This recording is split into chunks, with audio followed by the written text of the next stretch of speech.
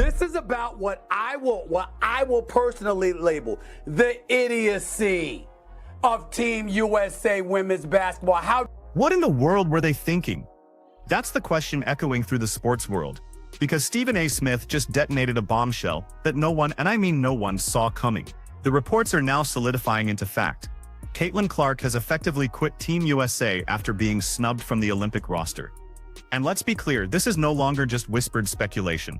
The single loudest, most influential voice in sports media has gone on the record and confirmed what so many people suspected was happening behind the scenes. According to Smith, Clark is completely done trying to earn validation from an establishment that, from the very beginning, never seemed to want her there. In the wake of the decision, the Golden Goddess basketball, the phenom who rewrote the record books, went completely silent. But the fallout from that silence, it has been absolutely deafening. This single decision, this one snub, is a seismic event that changes the entire landscape of women's basketball from this moment forward. So let me ask you, do you believe Caitlin Clark made the right call by walking away from the noise and the drama of Team USA? Or do you think she should have stayed and fought harder for a spot that was rightfully hers? Let me know exactly what you think down in the comments, because the debate is raging, and it's even devolved into people just screaming things like, "She's white," which tells you just how chaotic this whole situation has become.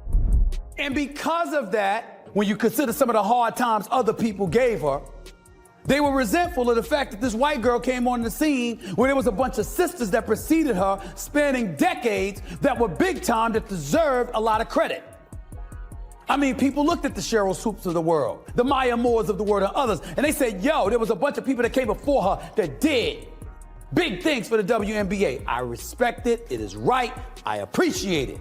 But whiteness does have its privileges, especially when you got a game. And what a lot of people weren't willing or were a bit reluctant to appreciate was the game on this young white sister of ours. She can ball.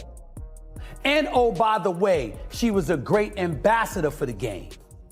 And by the way, she came in there and looked out for everybody else. For 22 years, they couldn't get chartered flights. That sister got there, and it was done in 2 weeks. That's who. Now let's get one thing straight about Stephen A. Smith. He isn't just some talking head who makes noise purely for the sake of getting attention. When he plants his flag and commits to a narrative this forcefully, it's a massive signal that something truly significant is unfolding behind the curtain. His recent fiery commentary about Caitlin Clark and Team USA isn't just him criticizing a bad roster decision. No, it's much deeper than that. He's effectively staging a public expose of a systemic dysfunction that has been quietly festering inside the leadership of women's basketball for years. A problem that has now violently erupted into the public consciousness. Think about it. The Olympic roster announcement should have been a complete non-event. It's supposed to be routine. USA Basketball drops the list of names. The hardcore fans debate it for maybe a day, and then the world moves on to the next news cycle. But that's not what happened this time. Instead, when the leaks started to drip out, confirming that Caitlin Clark, the very woman who is single-handedly selling out arenas that have sat half-empty for decades, was being left off the roster, the public reaction wasn't just mild confusion. It was pure, unfiltered rage. The entire basketball community, from casual fans to seasoned analysts, simply could not wrap their heads around how the most popular, most electrifying, and most talked about player in the sport wasn't going to be on that plane to Paris.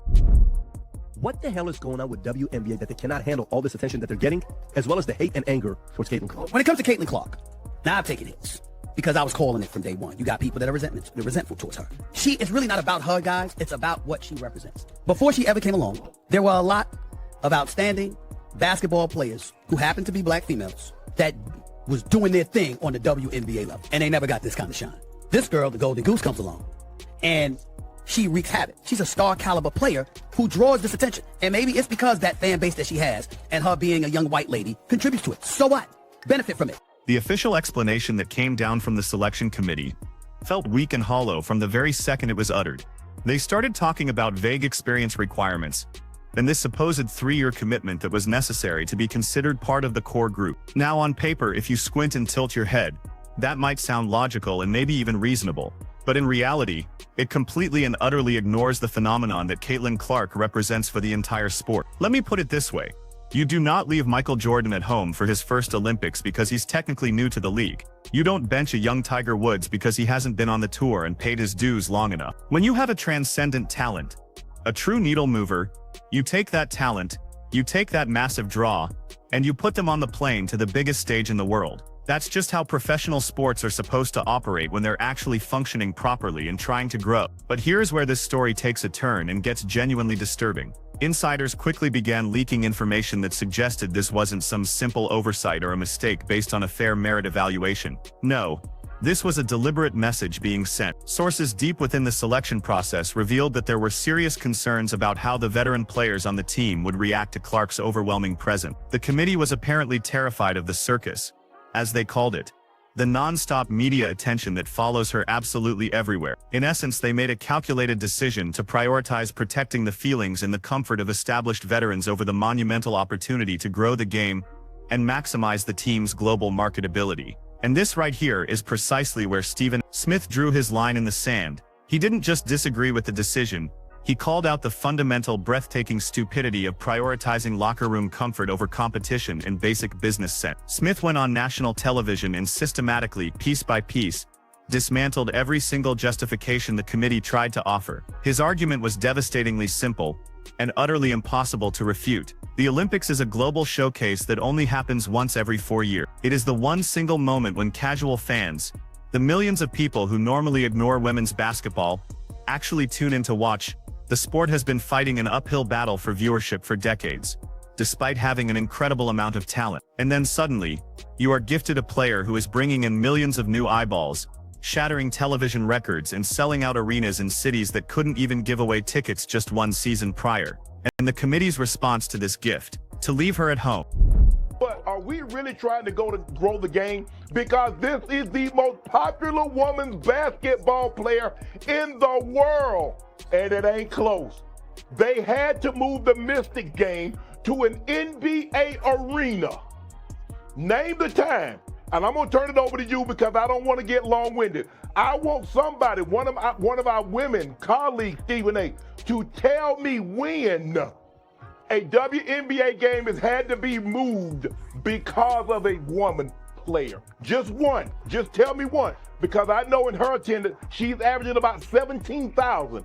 All the other WNBA games in which she's not a participant average about 7. So are we really trying to go the game? Is that what we're really trying to do? Or are we just talking about we're trying to grow the game and just bulljive? Stephen A. Smith argued, very convincingly, that this was a marketing disaster of truly historic proportions. He drove home the point that for Team USA women's basketball, the mission isn't really about winning gold medals anymore. Let's be honest, they win the gold almost automatically, no matter who is on the roster.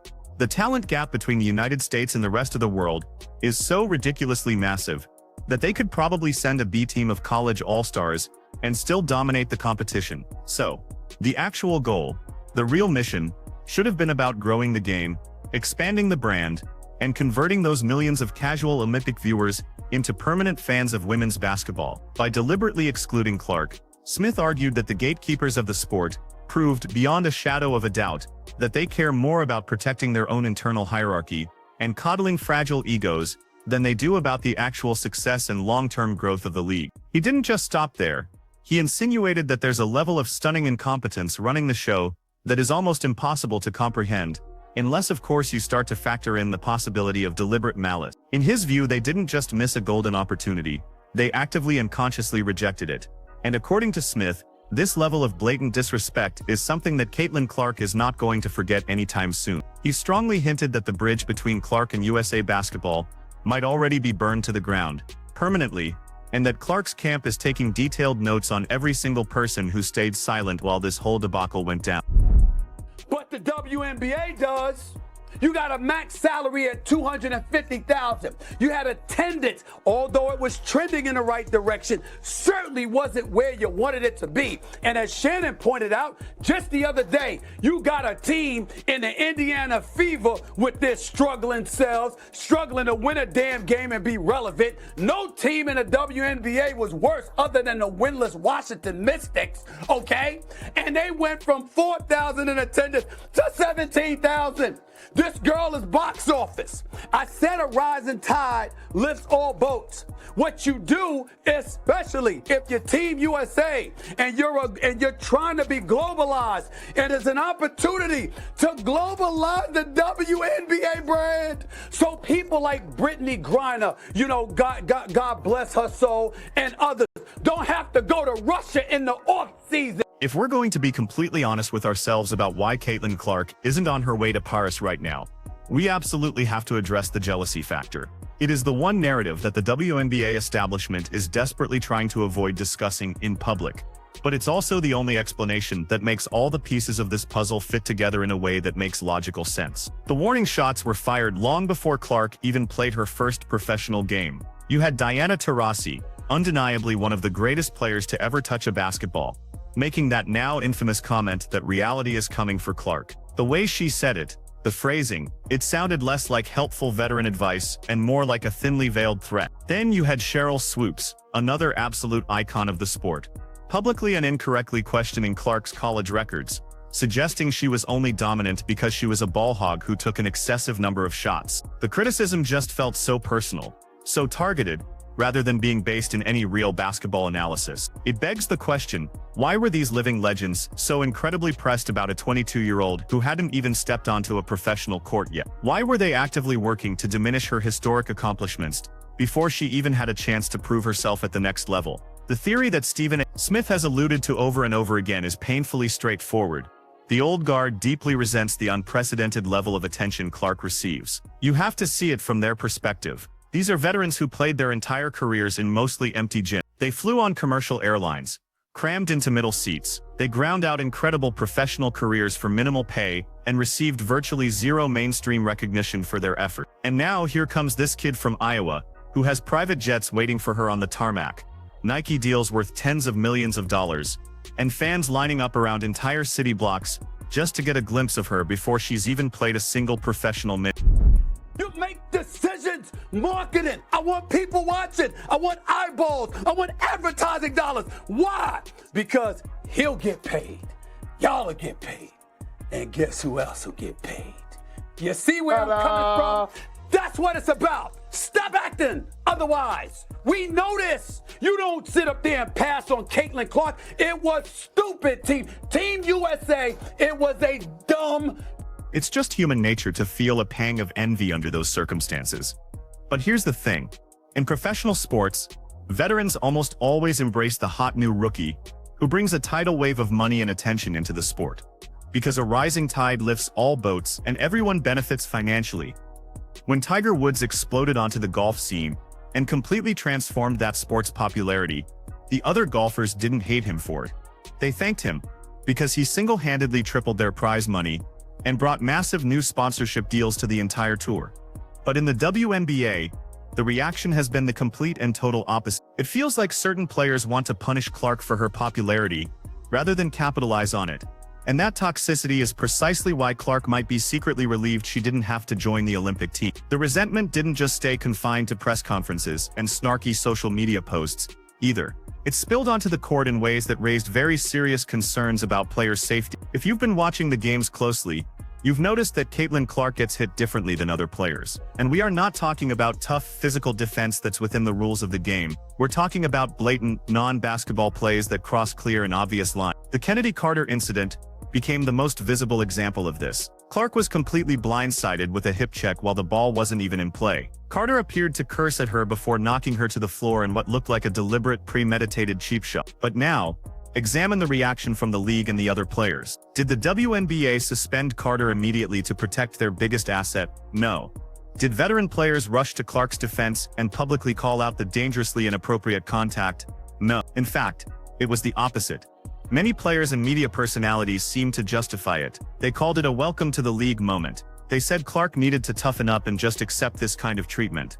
Stephen Smith correctly pointed this out as a massive and obvious double standard. If this were LeBron James or Steph Curry getting cheap-shotted by some lesser-known player, the league would hand down immediate and lengthy suspensions to protect their most marketable star. But with Clark, it felt like it was open season, and this connects directly to the Olympic situation. Why in the world would Clark want to board a plane and spend an entire month trapped in a foreign country with teammates who either actively participated in this kind of treatment, or stood by silently and watched it happen. The Olympic roster is made up of the very same women who have been making Clark's professional life a living hell for months. The trust is completely and utterly gone. You cannot build genuine team chemistry with people who seem to actively want to see you fail, or even worse, get hurt. The environment would be toxic at best, and potentially dangerous at worst. This brings us to the most explosive part of this entire situation: the rumored soft quit. After the initial roster was announced and the public backlash reached deafening levels, reports surfaced that USA Basketball might offer Clark an alternate position. Basically, she would be on standby in case of an injury. It's a pathetic consolation prize, designed to let the committee save face by saying they still value her without actually giving her a real roster spot. But sources close to the situation suggest Clark had absolutely zero interest in being anyone's backup plan. The rumor now circulating in basketball circles is that she politely but firmly communicated that if she wasn't considered good enough for the main roster, she had no interest in waiting in the wings, hoping for someone else to get injured just to give her playing time. This is what constitutes the soft quit. Clark didn't hold some dramatic press conference. She didn't throw a public tantrum on social media. She simply and quietly withdrew her availability. Stephen A. Smith's recent commentary strongly supports this theory. He implied that Clark has now fully realized her own power and leverage in this dynamic. She is the economy of the WNBA right now. She doesn't need Team USA to build her personal brand. Team USA desperately needed her to build theirs, and to boost their collapsing television rating. By walking away and choosing to take the month to rest her body instead, she's effectively communicating that the committee made their bed and now they can lie in it. It's a brilliant power move that demonstrates remarkable maturity and business savvy. And it's driving the establishment absolutely crazy, because they fully expected her to beg for that alternate position. They expected her to show gratitude for whatever scraps they offer. Instead, she's taking a vacation while they go play in front of television audiences that will likely be half the size they could have been with her presence. Let's just discuss the numbers for a second, because quantifiable data doesn't lie about the Clark effect is absolutely real and completely measurable. Games featuring Caitlin Clark are drawing viewership numbers that the WNBA hasn't seen in over 2 decades. We are talking about 300 to 400% increases in ratings compared to games without her. When Clark plays, arenas sell out completely. When she visits opposing teams, those organizations have to move their games to larger NBA arenas just to accommodate the insane crowd demand. She is literally a walking stimulus package for the entire league. Stephen Smith hammered this economic point home repeatedly. The Olympics at its core is a television product. NBC paid enormous sums of money for the broadcasting rights. They want, and desperately need, strong ratings to justify that massive investment. By leaving Clark at home, the selection committee essentially took millions, if not tens of millions of dollars, and lit them on fire. The revenge here is completely passive on Clark's part. She doesn't have to do anything. She just has to stay home and rest. When the Olympic game ratings come in and they are significantly lower than what a random Indiana Fever regular season game draws, the point will be proven without her ever having to say a single word. This financial reality is what makes the selection decision so genuinely baffling. It's not just a questionable sports decision. It's objectively terrible business. In the world of professional sports, losing money is typically the one unforgivable sin that gets decision-makers fired. Yet somehow this committee made a choice that actively damaged their own financial product. We need to address the toxic culture that allowed this entire situation to develop. There's a growing narrative among fans and observers that the WNBA has a serious mean girl problem. It seems to operate like an exclusive clique, or a sorority, where you must be initiated, and the initiation process is intentionally brutal. For years, the league has been an incredibly tight-knit community. Everyone knows everyone.